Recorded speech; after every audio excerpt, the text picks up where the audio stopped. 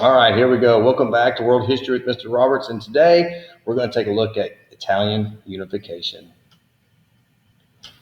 All right, so although the people of the Italian peninsula all spoke the same language, they had not experienced political unity since the Roman Empire. By the early 1800s, new revolutionaries were determined to unify Italy. However, in order to do this unification thing, they had to overcome many obstacles. And these obstacles included foreign rule, frequent warfare, and regional loyalty. Regional loyalty is something that we also saw here in the United States during the Civil War, where people were loyal to their state and not necessarily the United States or even the Confederate States.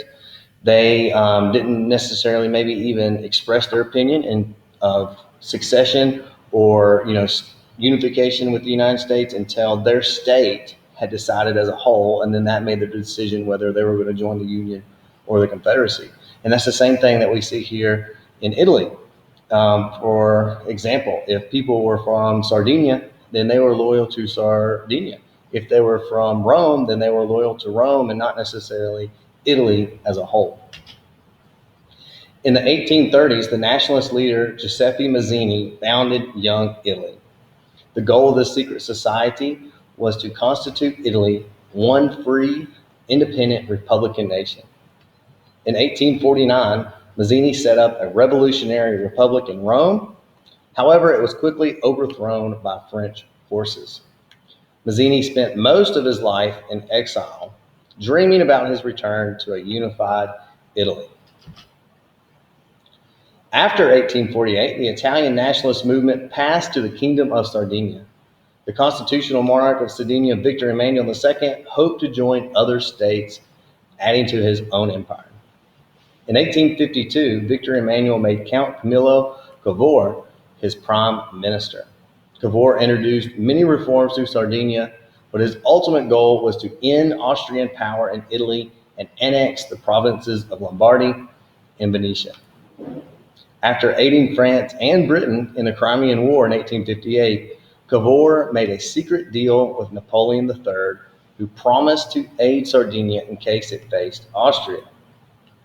Now, if we stop and pause here a minute, I'll go ahead and kind of spoil it for you here a little bit. But Cavour was planning this the whole time. He knew what he was doing. So a year later, we see Cavour provoke war with Austria, meaning he is going to kind of poke the bear here. And with the help of France, he was able to annex Lombardy. So he'd been planning this and scheming about getting Lombardy from the Austrians for quite some time now. So the success of Cavour sparked other nationalist groups to overthrow other Austrian-backed rulers. These now independent states join Sardinia. So Sardinia is growing in power. Giuseppe Garibaldi was a longtime nationalist and ally of Mazzini, and he wanted to create an Italian republic. So by 1860, after accepting aid from Cavour, Garibaldi had recruited a force of 1,000 red-shirted volunteers, which will become known as the Red Shirts. And Cavour provided weapons and allowed 2 ships to take Garibaldi and his red shirts south to Sicily. Garibaldi's troops won control of Sicily, crossed the mainland, and marched triumphantly to Naples.